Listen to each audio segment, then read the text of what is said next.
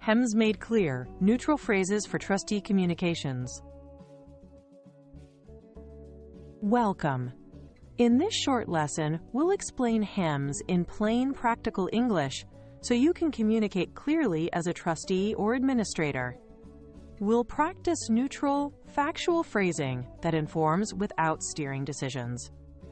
You'll see how to stay helpful while avoiding anything that could be taken as legal or financial advice. Throughout, we'll model a professional trustee tone, calm, precise, and process-focused. By the end, you'll be able to describe HEMS confidently, set expectations, and guide conversations with beneficiaries in a respectful, transparent way. HEMS stands for Health, Education, Maintenance, and Support. These categories help trustees decide when a distribution is permitted. The key principle is need over desire. The focus is on the beneficiary's needs, not wants. HEMS acts like lane markers. It guides the route, but it does not replace the trust document which controls final decisions. If there's ever a conflict or ambiguity, the trust's language prevails.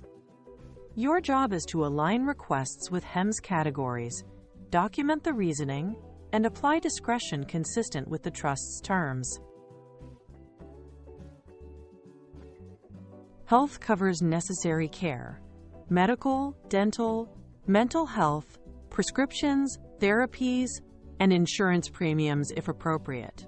Education includes tuition, books, fees, testing, and skills training like certifications or professional courses. Maintenance refers to day-to-day stability, housing, utilities, transportation, food, and essential repairs. Support means basic living consistent with the beneficiary's established standard of living, not luxury upgrades.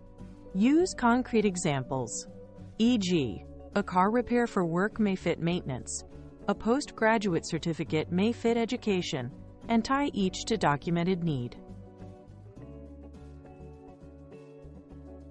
Open with neutral statements that explain scope without directing choices.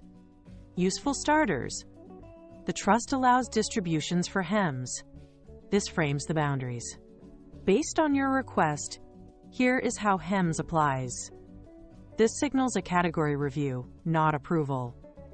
I can show the process, not recommendations.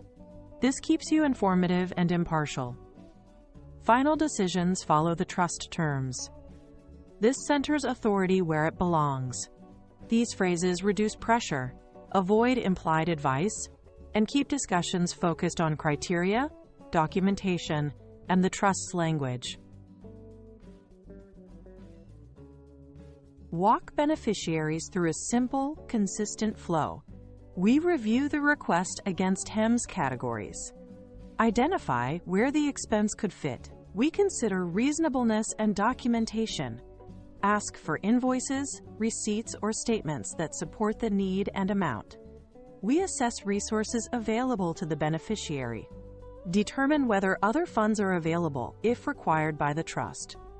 We apply trustee discretion as outlined in the trust.